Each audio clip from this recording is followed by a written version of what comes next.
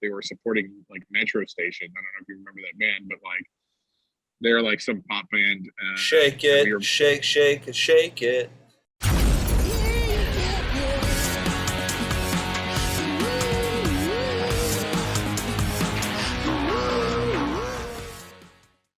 Hey, this is Party Like a Rockstar podcast, and I'm your host, Joel. Today's episode is brought to you by Misha's Kind Foods. They're an LA-based small business making the world's finest non-dairy cheese on the market today. They're lactose-free, paleo, keto, kosher, Perev, and 100% vegan. If you like what you see, check out the next video. If you like this video, please subscribe and like by clicking the little round button on the bottom right. To learn more about me or our other guests on the show, go to joelrody.com. You can follow us on Twitter, Instagram, or TikTok. The handle is Joel Rohde. If you haven't already read my book, Memoir of a Roadie, it's now available through Amazon and paperback Kindle or as an audiobook. I hope you enjoy the show. I'm not on my fucking computer, so. Gotcha. Where are you? Everyone in front of Dick's, because everyone's in the hotel room, everyone's in the fucking bus. So there's no business center. So I was like, God damn it, I have nowhere to go. So I'm just like in an open parking lot in the middle of fucking Savannah, Georgia. All right, let me jump into it. It's because he's so popular. Ashton Parsons is a sound guy. He's toured with Fifth Harmony, Disturbed, Bush, Alice Cooper, Teddy Swims, Black Label Society, Dashboard Confessional, and Steel Panther. He's currently on tour with Alice Cooper. Alex Markides is also a sound guy. He currently works for Killswitch Engage. He's been on tour with Periphery and Steel Panther. He's a front of house engineer for Killswitch Engage and Periphery, and he's a monitor engineer for Steel Panther. He's also done some corporate sound for companies like LMG, JC Audio, Silo, Creative Video, and Showtime Sound. Is Silo the one, remember they used to have like Circuit City, Silo? It's got to be something different. That's where I got my first stereo from when I was a kid. Oh, Silo Pro Audio. It's like run by like a mom and pop shop. They're awesome, but they have huge corporate clients like the president and shit. So, wow. All right, cool. It's pretty sick though. So Steel Panther. So I had on. You guys know Nick Rucker? Of course. Hell yeah. Yeah. So that was that was a fun one. So I'll go right into my question for him. Was one of them was who's the coolest person you saw sit in on Steel Panther? What was, because for me when I was a kid, we'd go to Sunset and we'd watch them at God, where were they house band at? I can't think of it. Key Club. And what was Metal School. What made them really interesting is you didn't know who was going to sit in because there was always somebody, man, always. They were friends with everybody. Everybody. And they still are. You know, like you don't know what, somebody might show up, but like sometimes, like last year I was at at Sturgis in the middle of COVID, but George Lynch played right before Steel Panther, his solo band, and I was fully prepared for George Lynch to just run up and fucking sit in. It didn't happen. So you just got to be on your toes with Steel Panther because you never know. Like I think Alex, you've had more exciting guests than I've ever had. We've had like Chris Kael from Five Fingers come up like 3 times in like one tour, like at different moments. He came up in like Austin. He was there in Vegas, like whatever. I just saw Joey Belladonna just joined on stage the other day. Oh yeah. Yeah. Oh, that's right. And I was just like sick. Yeah. He did that actually. Now that I think about it, you just reminded me. We did Rockfest in Cadott earlier this year. I was, because Steel Panther trades off their monitor guys. They have, their North American set of engineers. They've got their European set of engineers. Their, Australia, Asia set of engineers. Nick is the constant because Nick is the brains of the operation for that band. And he's rightfully so. He's been there for 13, 14 years now. But Joey came out, and I've worked for Anthrax as well, so I'm good friends with Joey, and all of a sudden I get a tap on the shoulder going, hey, Joey's coming to hang out. And I'm like, oh, sick. I know what he wants to hear, so dial up a mix. He's ready to go. But that Joey's amazing because I've done a couple of cruise ship shows with Anthrax. We'll do our set, and then all of a sudden, An hour later, I'm done settling and loading out, and I'm walking through the ship to go back to my cabin or get a drink or something. And Joey's at the live karaoke, still singing. Hours later, that guy doesn't rest. He loves to sing. Was the cruise? Was it Shipwreck that you were doing? I've done Shipwrecked with them, and I've done the Motorhead Motorboat before Lemmy passed away. I got the Shipwreck guys coming on. Justin Press, is it coming on next week? We had to reschedule. Right on. Yeah, it should be cool.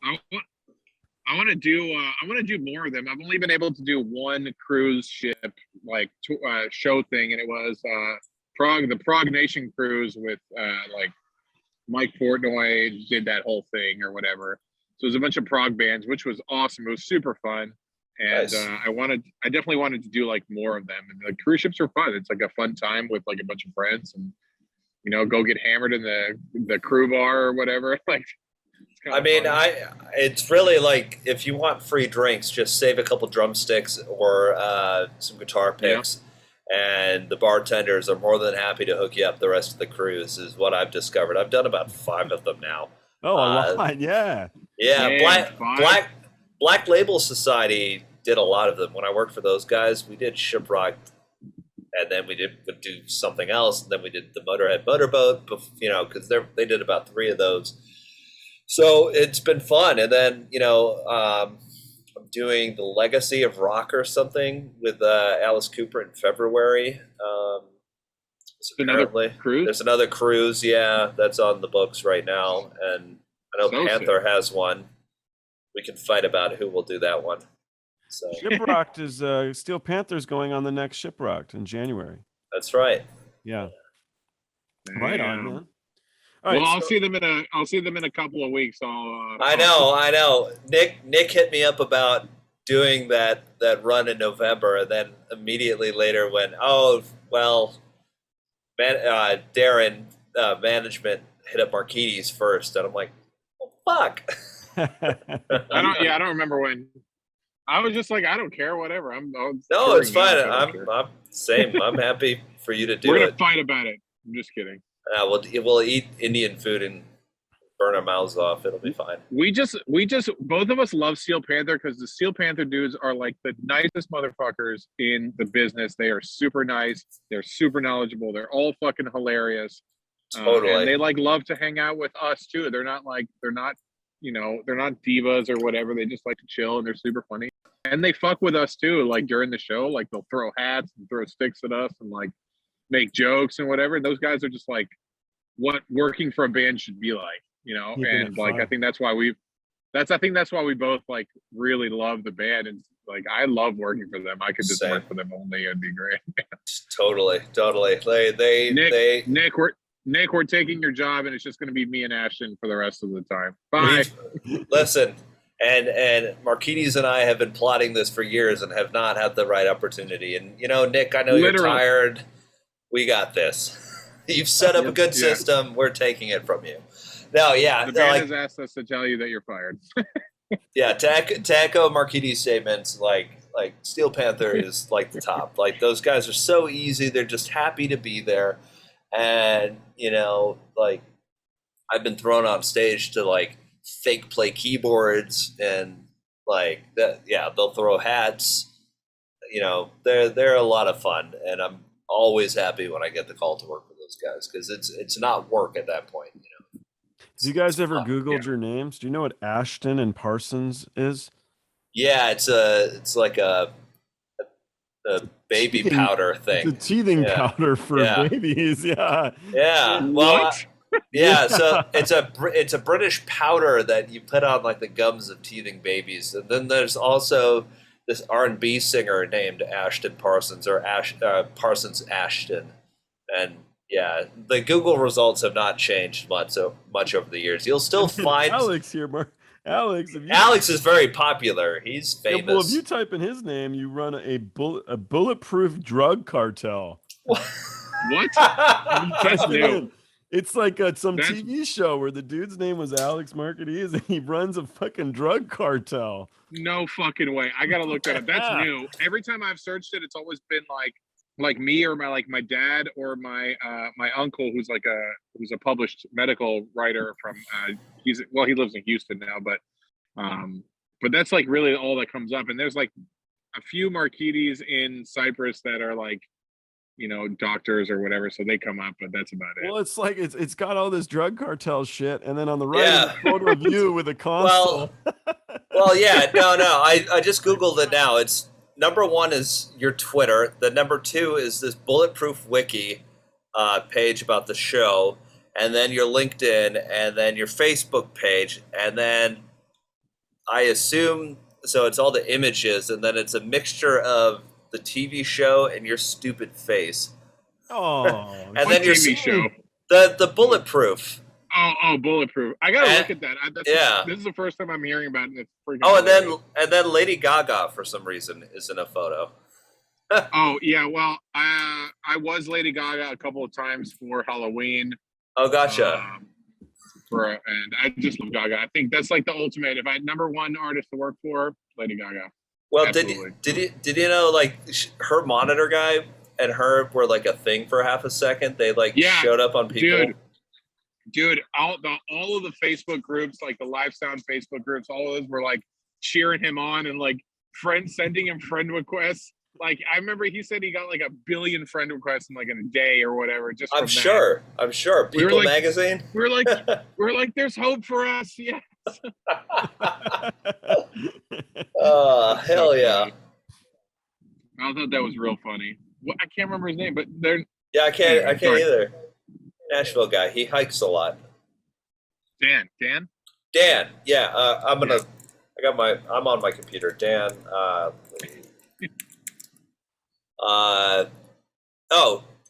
Who is Lady Gaga's new boyfriend? Sound engineer Dan Horton.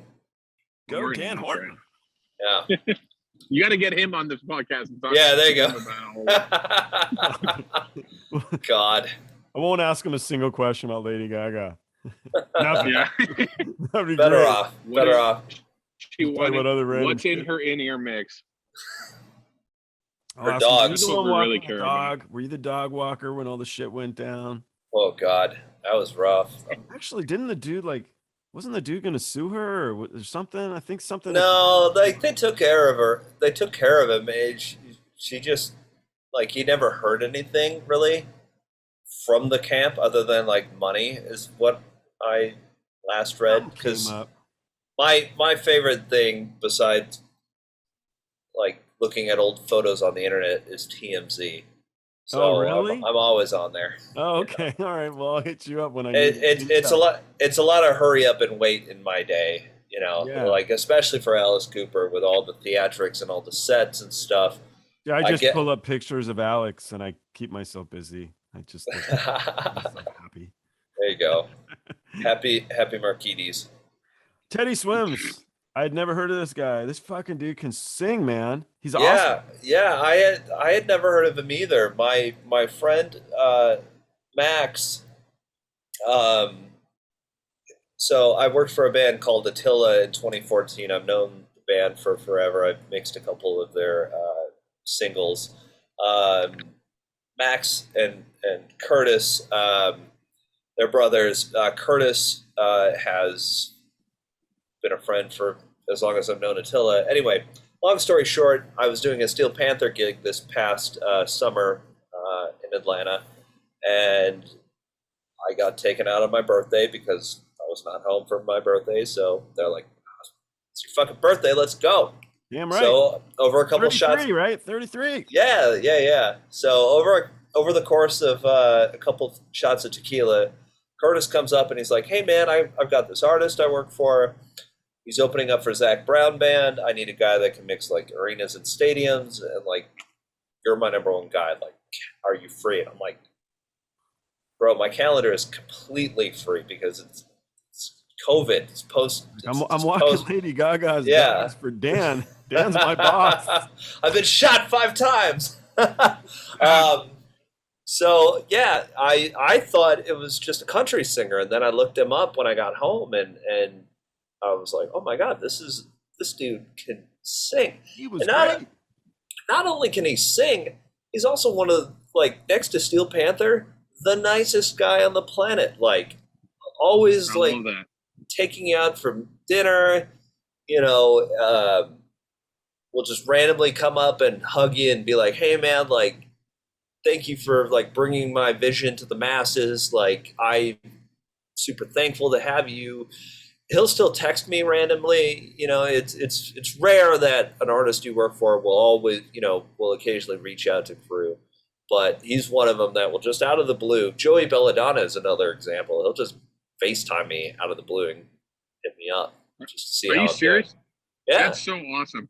Yeah. Dude, Like I remember the first time I met him was on that Killthrax tour. The second Oh, was yeah. Killswitch and Anthrax, and like I was like fixing a cable. This was I think right before you joined up on that tour, but I was like fixing a cable, and he just comes up behind me. He's like, "Hey, bud, what are you doing?" And I was just like, soldering some NL4. I don't know, like whatever. And he's like, "That's cool. I'm Joey," and I was like, "I know," like. And then he was just talking to me, and I was just like, "That's." I was like, "That's so cool. He's such a sick guy." I was like, "That's super cool." He is like last It's year. super funny. Last year, he called me for like some Pro Tools advice, and just like we would shoot the shit and catch up. And his wife Cool. is super nice. Yeah, I'm like, I remember behind the music, and now this guy's just called me out of the blue. Zach Wilde still sends me like postcards, like. But anyway, back to the topic. Like Teddy Swims is super talented, and just I can only hope because of how incredibly nice and incredibly talented he is that his trajectory just goes up from here. I think it would, man. I mean, the guy. I think so too. That's cool. Oh, totally. His voice is, you know, it doesn't need. Did you guys ever hang with Scott Ian when you were doing Anthrax stuff? Yeah, of course. Yeah, Scott's always would be around. Charlie, you know, they're all on first name basis. Remember that day off party we had on that Killthrax tour at Markides in Nashville, in that hotel room? Yeah. Yes. Yeah. Super Bowl. That's right. Yeah. I forgot what we did. We all rented like one giant hotel room for all of us to hang. Yeah, it was like sweet. Yeah, we all like dressed up and shit. It was kind of funny. Yeah, I've got the photos somewhere. It was cool. Scott's rad. You know, he takes his job very serious. You know, but you know, when it comes to Anthrax, I've done all three things you can do on the audio side for that band. I mixed front of house. I tour managed them. I've mixed monitors several times. I've mixed a live record for them. But you know, Scott's rad. Like that whole band is rad. He's like super big fan of horror movies. So I was gonna bring him on here because I had Michael Grace who wrote Poltergeist. Oh, cool. Yeah, I thought Scott would be into it, but I ended up having on the guy who was the editor-in-chief of Fangoria, which was super cool. It was super cool. But I think Scott would be into it. If you ever have, well, I'll tell you who's a bigger horror fan is Charlie. Really? Charlie Benante goes to like Comic-Cons. He's really big into Jaws. So but like same with any horror movie, he's constantly posting about it, and he'll text me occasionally because my girlfriend loves Jaws as much as Charlie does, and he'll be like, "Hey, did your girlfriend see this piece of media that just came out?" And I'll be like, "I don't know. Let me ask." So I was working with this dude. I was working in film for a little bit, and I had this guy who his mother was Verna Fields, and Verna Fields is like, they called her Mother Cutter, and so she edited Jaws and a lot of amazing shit. She actually introduced Lucas to Spielberg in school. And her son, though, that's awesome. Super neat. Her son was a fuck up. And so I had this guy, and I got him a rig. Oh, American Graffiti and Paper Moon. Wow. Crazy. Yeah. So the son, you know, he grew up like he was a PA on the set of like Indiana Jones or something. I can't remember, but cool shit. So anyway, this fucking guy, he's like homeless type dude. And he found going through his like mother's shit when she died 4 minutes or 6 minutes of Jaws footage that they never had. So he's like, woohoo. So he said what happened is like Universal came in like the fucking feds, and they're like, give us the goddamn footage now. And they took the What? footage, and there was like, I don't think there was anything on it that was anything interesting, but he got like no say anywhere. I'm all, that's because you're a homeless bum, bro. But they came and they took That's it. ridiculous. Yeah. Was it just? It was just like deleted scenes, or like just like Yeah, it was some stuff he found like in a shed or something, and it just said Jaws on it, and it was extra stuff. So, technically, I assume it is Universal's property. It would It make is. sense. So, He would not be able to Yeah. make any money off of it, in the end. yeah, he wouldn't. I mean, I guess you could negotiate with them with actually, so we were talking about Alice Cooper. So Batty toured with Alice Cooper forever, and he has a closet filled of VHS tapes of him on the road with Alice Cooper. And it's all the crew and the roadies acting like assholes and everything. And I told him, he's like, well, I want to do a book and then have the videos as like an accompaniment. I'm like, now fuck all that.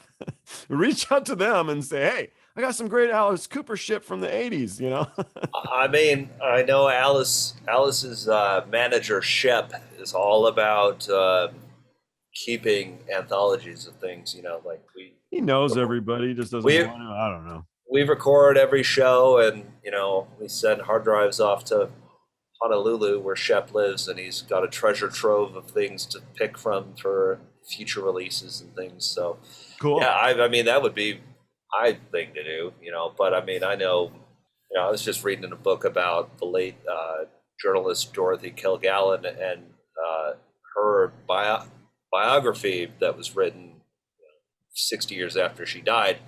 The audiobook and ebook has links to various media that the author found and pictures. I think that's the what author he found, wants to which do. is it is cool to have that type of additional things to see, but for somebody that is still living and copyright and things like that, I would never take that risk. I don't want to get sued. I don't want to have to retain a lawyer for something that I've to be been honest, collecting. what would you wouldn't get a lot out of it. You watch your TMZ, you wouldn't get a lot out of it. It's Well, not like you get a payday that will end all days. You don't get that much. It's better to play the game. It's better to be cool and play the game. Always. of course, yeah. All the things, bootlegs and things that I have, I would never put out on my own. I'd turn them in, and if they want to use it, You want to quit working? totally. That's a straight to the blacklist for sure. Pretty quick way. I love working though. Same. Going. What got you guys into to the positions you're at? What were you doing earlier on? I'll go. I was working for Periphery, and we did a tour with Killswitch Engage as the support. No, like what were you doing before? Oh, before the music that? stuff. So Oh, Periphery before was your music first stuff. national tour? No, there was another band called Hotspur before that, but I guess before that I was just like in high school, like working in a band and wanting to record our music. So it was just like, how do we do this? And then me and my friend Mark actually like tried to figure it out. We're like, how do we, I forgot what we recorded on Audacity. I think was the first one that we ever used. And then I was just like, this is kind of sick. And then we kind of kept going from there. And then my buddy Billy called me and was like, hey, there's this, he had a friend at American University downtown DC and was like, we have this show loading in, like, you want to come hang out and like work, obviously not get paid, but just like hang out and like check it out. So I was like, yeah, cool. And it was I can't remember his name. Larry Black was like the comedian. And I remember how awesome it was. It was like 2 semis. It was just like a bunch of par cans and VDOS and whatever, huge rig. And I was just like, this is the coolest shit I've ever seen ever. Like just to see all the rigging in the arena and like all these par cans. I was like, this is awesome. And you're like, and then 18. I did the next. Yeah, I was 18, and I was just like, this is so sick. I want to just like whatever. And then the next show he did was like, he was like, oh, they're doing it again. College shows, Andrew WK, and I ended up doing that load in. And then I also was like security for like catching people like moshing and fucking crowd surfing. That's when I realized I never want to do that ever again. Yeah. It was the one and only time I ever did it. And then I did like a bunch of other shows, and I was like, man, this is freaking sweet. And then I went to the University of Maryland. I wanted to get a degree in audio there, but the only way you could do that is through the theater program. And I was like, I don't really want to do theater because I just didn't want to do that. And I ended up checking out Full Sail, and I was just like, I don't know. It was kind of weird. Like I went down there and did the tour with my friend, and I was just like, I don't know. It was kind of weird and really expensive, and like couldn't afford that. My parents couldn't afford that at the time, because you had to like not only pay for the expensive ass school, you have to like live on site. There's no dorms or whatever. You have to get like an apartment or whatever. It's a whole thing. So I was like, fuck that. I ended up going to a mega studio school in Rockville, Maryland, where they recorded like Bad Brains and whatever. And it's a full working studio that also has a school attached to it, like an accredited school. And I had got like 5 degrees in like music business, audio engineering. There's a live sound program, MIDI, and then audio production techniques, which is pretty much like Pro Tools. So I got certified in Pro Tools 7 or 6, I can't remember, 7. And then after that, I was just like, I started doing local corporate events and stuff like that. I was just like, I have to freaking tour. And then I saw a Craigslist ad. It was like, need a sound guy for, local band or whatever. And they were actually like on MTVU and stuff. And it ended up being pretty cool. My first ever tour was, in a shitty van, but it was a Six Flags tour. They were supporting like Metro Station. I don't know if you remember that band, but like, they're like some pop band. Shake it, shake it. Yeah, we were doing that, and like we were supporting on the Six Flags tour, which was great. Loaded was at like 10 a.m. They played at like 2, and then we could ride rides all day. Like, it was like the best first tour I could ever dream of. Yeah, that was a good gig. Yeah, man. And then after that, I was just like, I fucking love this shit. I don't want to stop doing it, and I just wanted to like be in charge of mixing sound, and like I just like it was so fun every single time, like especially making the kids feel like I felt when I went to a show. Like I remember going to like arena shows and be like, man, this sounds awesome. Like, how do I like, I remember how good like the kick drum sound. I remember when I went to see Corden for the first time, or like Pantera or fucking Soulfly or whatever, and I was just like, this sounds awesome. Yeah. How do I like do that? How do I make it sound like that in the future? And like I always think back to those days, and like that's why I love it so much, is because like I feel like I want to make the kids feel like I did when I was watching the shows, and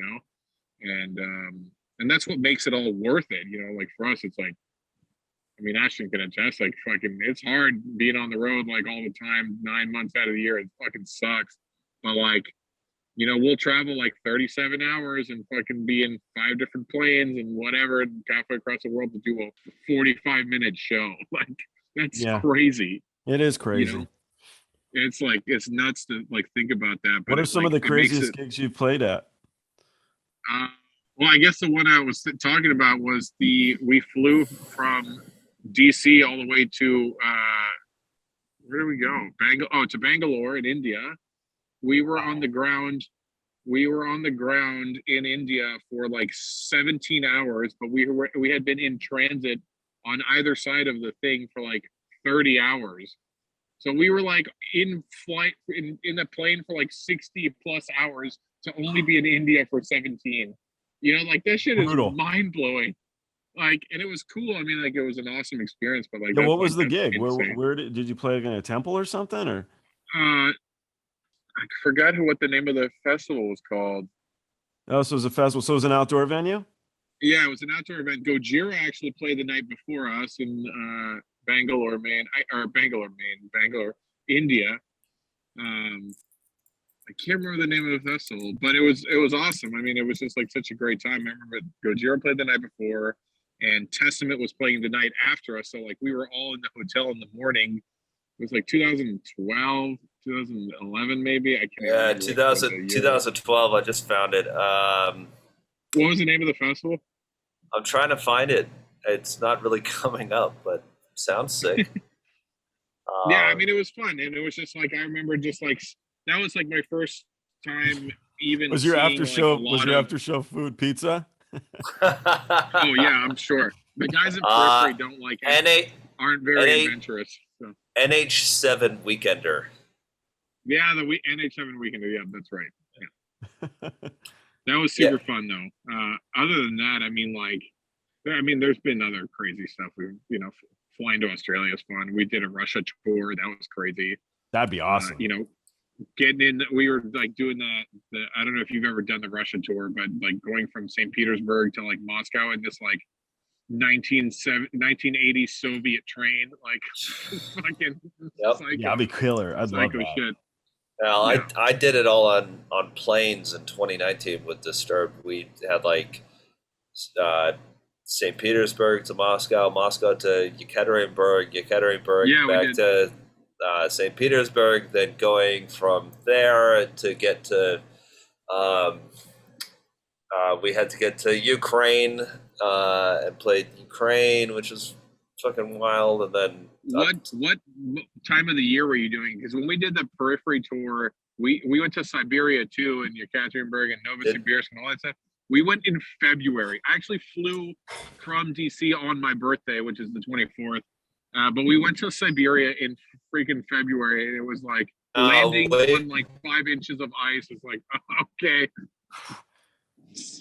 minus 30 over there. It's like, all right, man, we're just gonna be here. We did it in June, and then but I've done like Serbia in the winter and stuff like that. That's nuts. But crazy. My longest trip was Milan, Munich to Perth with a stop in. That's a flight. Holy shit. It was Germany to Dubai to Tokyo to Perth. Rough. Wow. Yeah. That is a rough flight. So we did stop to do the Ozfest in Tokyo, but I went straight from the plane to Loden to cover Jane's Addiction. So I did Jane's Addiction, and then we did the show, and I was only in Tokyo for 36 hours. Wow. And then we went straight to Perth, and I slept forever. Oh, and we stopped in Singapore, not to play a show, but as a layover from Tokyo to Perth. This was Disturbed? This was with Black Label Society. Oh, okay. Disturbed has done similar flights where it's like Tokyo to Perth to, you fly everywhere in Australia, and then a couple days in Auckland. Did you ever fuck with the guys in Disturbed? Did you get any wind-ups on them or anything? Any wind-ups? Yeah, you fuck with them. So I toured with Disturbed, and I was when I did the tour, we put them in an electric chair every night. Right. We'd get up and we'd start. Oh man, that's old school. That's sick. Yeah. Old school. So I was the Grim Reaper, and I stuck them in the chair. So what I wanted to do, and they'd play like through the audio, David, you've done horrible acts against society. Although they say all this terrible shit about him like raping and pillaging, basically. So I wanted to put like through. It would just be his inner ears, but he would think it would be the whole damn place. You got busted stealing tampons from a CVS, David. I'm trying to make him laugh. We didn't. No, make him panic more than anything. Yeah, well, what I did do is I taped him into the electric chair so he couldn't get out. But he just looked at me and he's like, "Ha ha ha." Okay, well, legit, like he was like, "Whatever, dude." Oh my god, that's amazing. That's kind of fucking awesome. That is awesome. Now, well, it's funny that like the electric chair and things are very much reminiscent of how the Alice Cooper thing is. The Alice Cooper show is very much kind of like a high school musical, but done legit. So Daddy told me that they needed an electric chair, so they took the one from the Rock and Roll Hall of Fame. Yeah. They never returned it. Well, we're not using that currently, but I was watching a bunch of old videos to just kind of see where the band has come from and evolved. And it's funny watching the evolution of the gags, because we have for Alice Cooper. So we have the Frankenstein Alice Cooper, the tall, 14-foot tall guy running around that is Alice Cooper but looks like Frankenstein. Well, that gag initially came from the break in Feed My Frankenstein. Alice would get into the electric chair. They shoot off pyro and a bunch of smoke, and Alice would disappear. And then out of the shadows would come this 14-foot Frankenstein. Well, now we don't do that anymore. And then on $1 Billion Babies, there used to be this whole thing with him running around with a fencing sword with a bunch of dollars on it. Well, we don't have that anymore. There's what's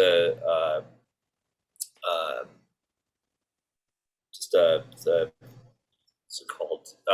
Basically, this like skeleton shoots out a bunch of confetti with Alice dollars in it, which is predicated by this inflatable baby with a bunch of tattoos that is also like 8 feet tall, running out, falling around, falls on this catapult, and then the catapult aims up and shoots out confetti and Alice dollars.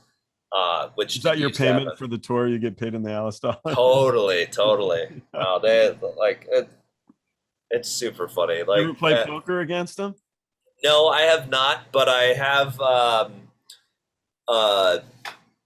played NFL pool with some of the guys, and I've won at least once. And I don't, being from Detroit, it's hard to follow any professional sports team. So I had to just kind of go with my gut, and I'm like, oh, cool, I won week 6, dope. But he and I do talk about Michigan, University of Michigan football a lot, because now I can pay attention to it because Jim Harbaugh is actually my boy. Go Blue. So the Coopers are great. His wife is excellent. But as far as your original question, no, I have not fucked with the Disturbed guys. That being said, I've been very drunk with the Disturbed guys. Dan and Mike are like college kids. And when I was on tour, I was with STP, and they were the opening band. And so I love the DeLeo brothers. They're so nice. They're great. Best dudes. I wanted to be on the Disturbed bus because the STP guys were old and boring, meaning they were like 30, probably. I was 20 years old. So I'm going to close this window real quick. These old men. Yeah, the DeLeos are great. Like Bush opened or did this rotating tour with them and the Cult. And I was at the Phoenix airport just walking through at the end of the tour, and I get fucking tackled. And I'm like, what the fuck? Just ready to fight somebody. And it's the DeLeo brothers going, bro, it was so good having you out on this tour. I'm like, oh my God, I was like 6 when I first heard like Interstate Love Song. Like, this is fucked. And they're, so cool. Nicest guys. Anyway, your story. Sorry. You wanted to be on the Disturbed bus because... Yeah, because they partied. So the guys on the Disturbed bus would have a good time where we were like, boring, dude. So I wanted to go out on their bus, and I worked for Charlie Hernandez, if you know Charlie. And Charlie was like, no, you're gonna go to sleep, and the guys were like, you can come on the bus if you want. I'd be looking at the bus like, that's where dreams come true. It's all the fun. They were fun. They were cool guys, man. They were really they're still a lot of fun. Good dudes for sure. Very good dudes for sure. Yeah, I overheard a conversation, and this was this was early on, man. And so David was talking to Rob DeLeo, and Rob was like, man, wait till you guys get your first private plane. And he goes, oh yeah, that's cool. He goes, it's fucking really cool. And I remember thinking like, fuck yeah, that's cool. But it was really neat to hear. I mean, now they're like both giants, Disturbed's really big, man. Yeah. And it was neat to hear these two rock gods, I'll say, I don't know, geek out. Because what would you do? You'd be like, you do the same thing if your first private plane. Hell yeah, pretty fucking neat. Still haven't done it. Actually, I don't know if we've done it yet. Nope.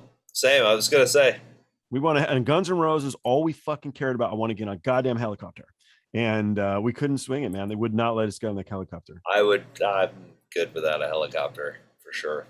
Actually, I think there was one time we did get a private plane. It was from we played this Toon Track metal party thing in Umeå, Sweden with Meshuggah. It was Periphery Meshuggah, this like Toon Track metal month party thing. And we had to fly. We flew from weren't you there? Did you come with us? Did you? No. It was on the Dream Theater tour. We flew from the Dream Theater tour. No. You were there. Yes. How come you didn't show? Hey, I don't know why you didn't come. No, that was another time. Like I remember going. Are you sure? I'm gonna look it up right now. Yeah. Okay, okay. Oh wait, no, because Boris was playing drums. Okay, never mind. It wasn't that tour. It was the subsequent tour. But anyway, we flew from like Must be Italy nice. or something. No, we flew from Getting his Italy in private planes mixed up. Yeah, this is 2013, so it was not when I was there. No, but so we flew from there to Sweden to play this party, and I remember we had to get back to Stockholm because Umeå is in the middle of Sweden. We had to get back to Stockholm to get a regular commercial plane, and I remember they Toon Track rented us a small private plane, but we're talking like a fucking prop plane. It was not great. It was real bad, and we were actually like hammered. Okay, when we were flying, and we had all of our gear in the back of the plane. It didn't really fit. We were like bunched up, it was terrible. Yeah, that's not the private plane I'm talking about. Yeah, no, this was like a private plane, but like a prop plane, and it was like 3:40 in the morning.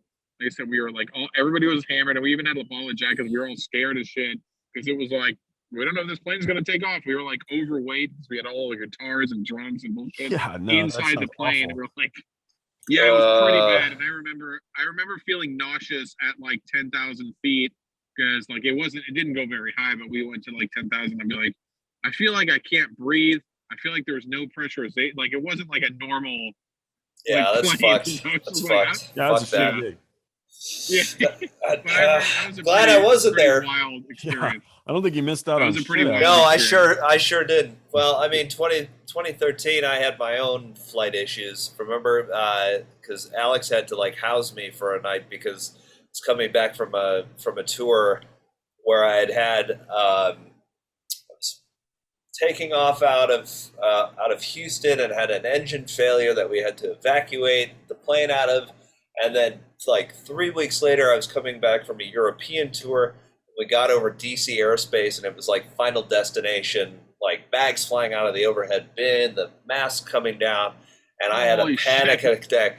And remember, I called you. I'm like, hey, man, I'm not getting on my plane. Are you home? Can I crash with you tonight? Because I'm about to take a 17-hour Amtrak. And, yeah, Alex and you already had plane anxiety. No, I didn't. That was what set me off. That one? Yeah, because I mean, both my parents were flight attendants. They're both retired now, so I've been flying since forever, and I didn't have second thoughts about anything. But those two incidents in the time frame they happened really fucked me up. So, so you're on a plane now or no? Oh yeah, I mean, it took a couple years for me to chill out about it. Yeah, because I mean, you have to. Otherwise. You can't work. No, and I live in Detroit. And my mantra is, if somebody wants to hire me, they'll put me on a plane. I don't want to live in LA. I don't. Yeah, Detroit. Yeah, I mean, I work through Thunder Audio from time to time.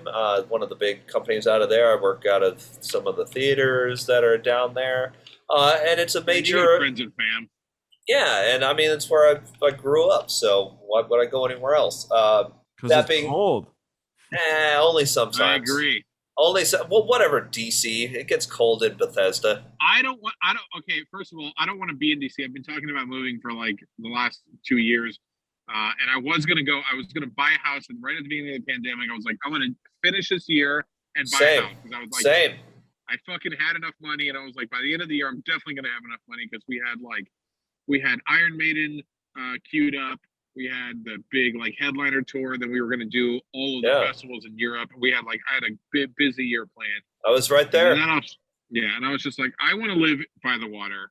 I just I cannot. I hate the cold weather. DC has all of the 4 seasons very prominent. Every season is very I was just reading an article the other day about a woman living in Mexico on no money at all. So yeah. Do you know Jonathan Jarrell works for Cannibal Corpse? I do. I've known him forever.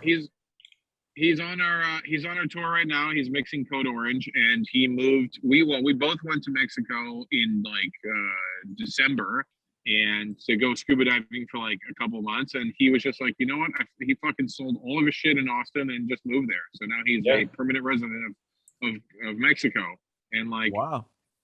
yeah. So if All you right, big live in question Detroit for and you be guys. cold, that's cool. So I was going to put together this podcast, and my buddy's 5th grade daughter. She said you need to ask all of the people that come on your podcast when they first felt famous. And it's a good question. I like it. You don't have to feel fame if you don't want to go down that route. That's cool. But what was a pivotal moment in your career that changed your life, that made maybe what you do worthwhile, or just an event worth telling? What would each of you guys pick? Go ahead, Alex. I got to think about this Fuck. because you're famous. I'm not famous. Whatever. Well, the Periphery, the band I worked for, we were like all good friends together and stuff. And like, I remember they would, like, when social media started becoming like even bigger than it is, like it was back in like 2010 or whatever. Like, when it first started being like that, like I remember just gaining followers like real quick, and I was just like, whoa, this is weird. And like people would start like asking me like lots of questions, and then they would like ask me to sign shit at front of house. Like I remember I signed like some like outboard gear, and I was like, what? Like some dude he brought like a what is that blue Lexicon reverb unit, like that's a one. Oh, he just yeah, asked yeah. me to sign it. I was like, you want me to sign? Why? He's like, oh, he was like, well, because they made me, Periphery made it seem like I was like a part of the band also, which was awesome. But I was Sure just like, I did. just do sound, man. I love doing sound for the band. But when I like was asked to autograph something, I remember I got asked another time, and I was just like, oh yeah, I'll go get this signed by the band. And they were like, no, you. And I was like, what? No. And it's like really bizarre to me to like sign an autograph for somebody that's like I'm not the talent, like I'm just doing my job, and I like love my job. Like they're the It's like they're being one the of the guys. other girls in the strip club. Yeah, You want me? be like no, I'm like it's still weird. Like it doesn't really happen so much with Killswitch or whatever, but like it is still weird if it happens from time to time. Like this is bizarre to me. Like Well, didn't you have like the highest rated, or not highest rated, but the highest listened podcast with Steve's podcast or Pro Sound Web? Yeah, because you're so famous. No, because all the Periphery dudes, all the Periphery fan base are like all nerds.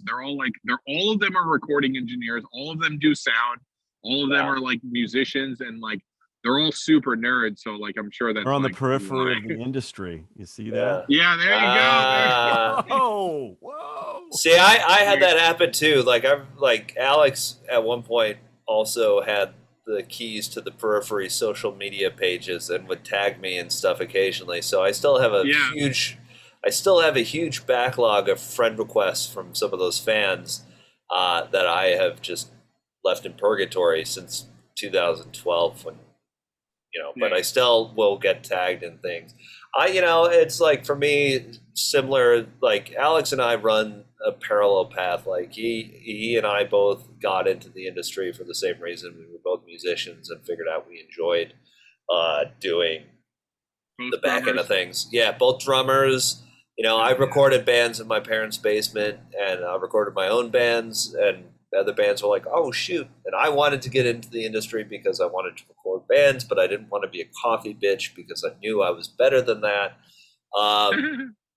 So I worked at clubs, same things. But, for me, the moments have come that are rewarding, and it's when I can teach somebody, and like I'll occasionally see somebody as a message request in my Instagram or something saying, oh man, like it's super cool. Like I'm finishing high school and like I really want to work for bands and stuff, and like I see you killing it out there, and like thank you for these tips and blah blah blah. I'm like, that's super rewarding. There's definitely been a couple times where like a band I work for, I've tagged something inevitably, and like I've gotten to trouble once at TV taping with Fifth Harmony, and their fans are rabid, and we're like, oh well, we know the girls are on James Corden tonight, and we see this guy is hosting something at James Corden, he must work for them, and then suddenly all my things are inundated with all these Fifth Harmony fans.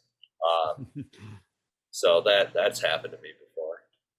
There you go. But it is rewarding to be able to pass on the knowledge, because I remember coming into this industry and getting just the fucking back of people's heads, not really getting a lot of help or anything like that coming out. I think we all pay it forward, because there was a time when we were all like local crew. I remember like doing local crew. I was doing AC/DC. I was just like, I think they put me on lighting, on electric, because like they never asked me what I wanted to do, so they just put me wherever. So I was doing fucking lighting, and I was just like talking to the audio, like the backline tech. He was doing drums or whatever. I was just like, I was just asking him questions, and he sat there and like answered them. Like I see sometimes now, if any stagehand like ask me a question, I always answer them. But I see other road crew just be like, oh, fuck off, like just push my case, and I'm just like, dude, we were literally all there. We were all asking the crew. I remember asking him, was just like, dude, how long did it take you to get here? And he was like, you know what, like 10 years. Yeah. And that was like, for me, I mean, I never worked for AC/DC or a band even close to that being that big. Yeah. And it's still taken me over 10 years, or whatever. So it's just like a long process to. Yeah, but you're enjoying the process. Sounds for sure, and I love it. But there are definitely some crew that obviously have gotten a easier ride or whatever, and I feel like they don't appreciate the growth that it took to get here. And I think those crew, like obviously I can tell, like the good crew or the ones that we don't really care, be like, if something's fucked, and be like, shit's fucked, or at the show you're like, it's cool, man, it's just a show, like it'll just happen again at some point, like whatever. Like other crew that have like that came into this business, and then like their first tour was a bus tour. I was in a van for like 5 years, and then I was in a bandwagon for like another 4 years, and then now I'm finally in buses.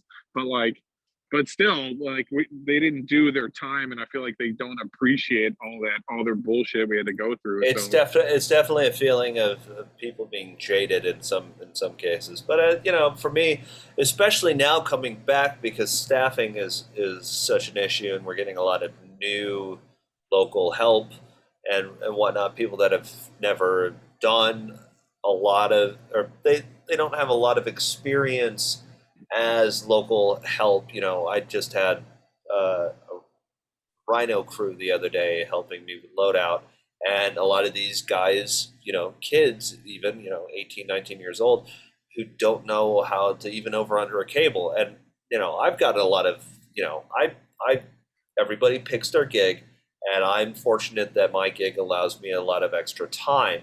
Mm-hmm. So I pack up my desk, get everything ready, pack up my immediate cases, and then I see these guys, doing the over the arm thing. I'm like, whoa, let me teach you something that's going to make your life a lot easier, and also not get you yelled at in the future. Because I know some guys will straight up yell at kids like that and just be like, what the fuck are you doing to my cable? And I'm like, let's make your life easier, So I'm like, all right, so check it. That guy. That's in between your yoga and lattes. Totally, yeah. But those dudes will remember it, and I remember those guys that have done that to me too. That didn't yell at me and was like, "Let me show you actually how to do this." And we have crew. We have crew on the Slipknot tour that are doing that. I see that some hands are struggling with, whatever they're doing, but like I can see that the Slipknot crew and the Killswitch crew and all the other crews and the whole thing are just doing everything we can to be like, look, man, just do it this way, because in the future you're going to be my hand again. Totally, and they're going to kill it the next time. And that's the thing. That's the camaraderie about being on the road, is helping those that help you, and also helping everybody else. Even though I do have the extra time, I push a shit ton of cases and push a shit ton of stuff to help, because in the end it is all about the out. And even if we're shorthanded, lately the Stones are out right now, and they are famously about 50 hands short a night. On Cooper, we've been averaging about anywhere from 4 to 6 hands short. So we're all stepping up to make the show happen. And, if we're getting a lot of newbies on there, still taking the time to, teach somebody a skill that they didn't get taught is helpful in the long run because it can inspire them to do something else. Yeah, And I'm always it's passing the torch. Yeah, of course. And like Markides said, it's like if somebody has a question about my rig or something, or wants to know something, which happens a lot.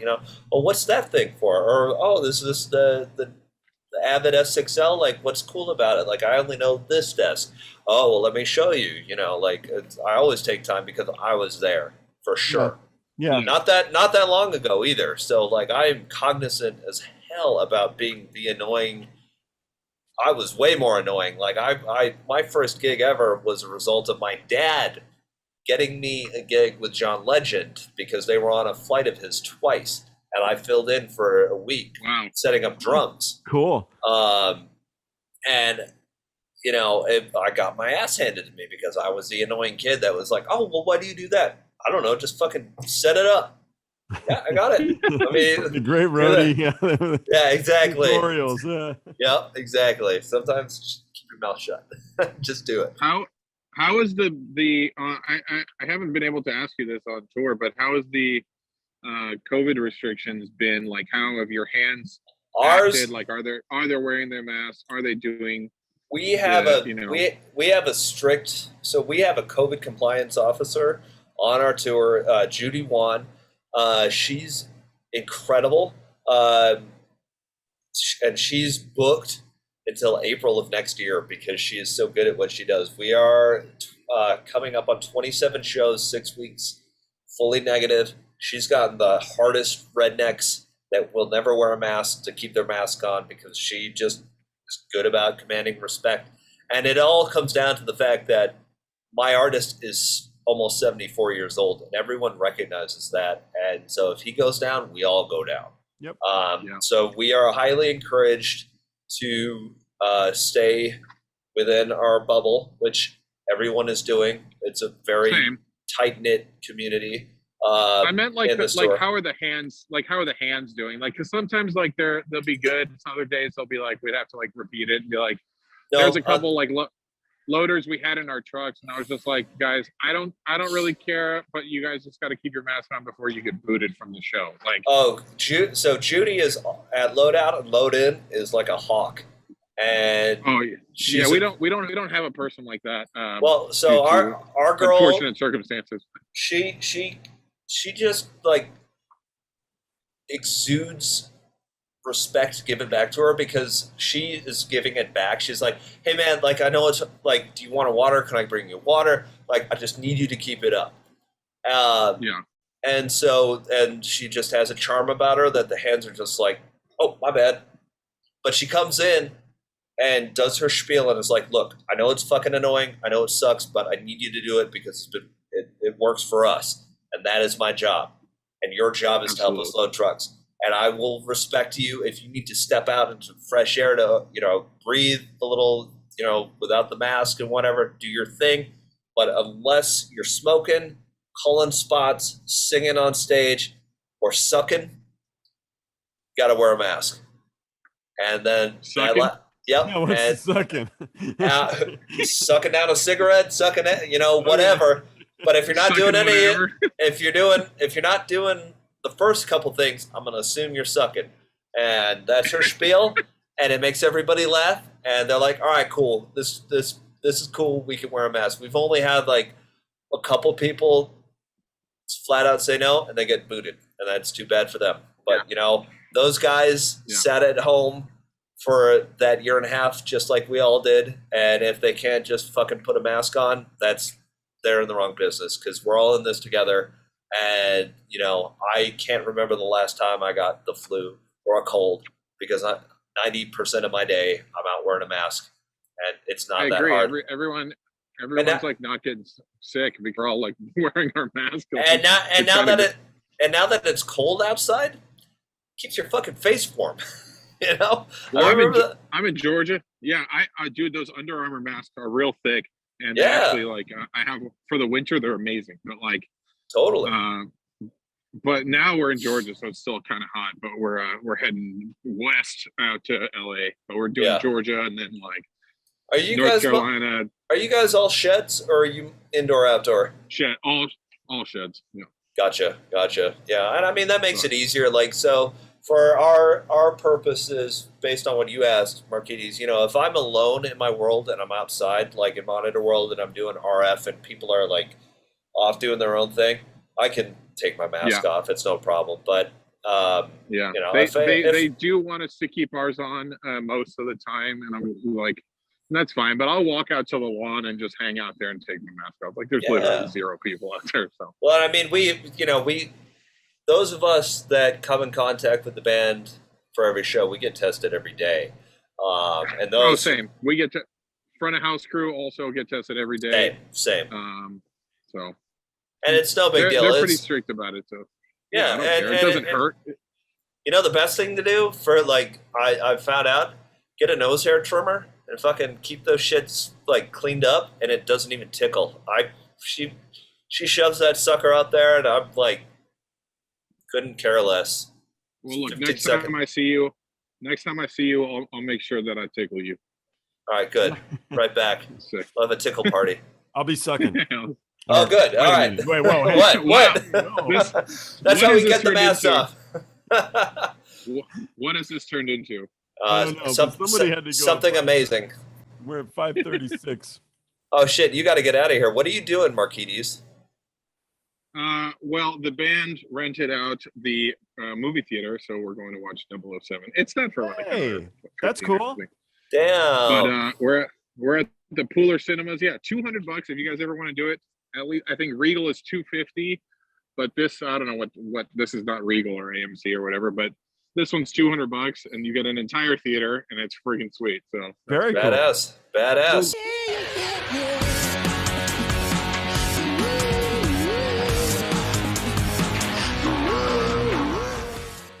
Thanks for watching. Don't forget to like and subscribe by clicking the round button on the bottom right. To learn more about me or the guests on the show, go to joelrody.com.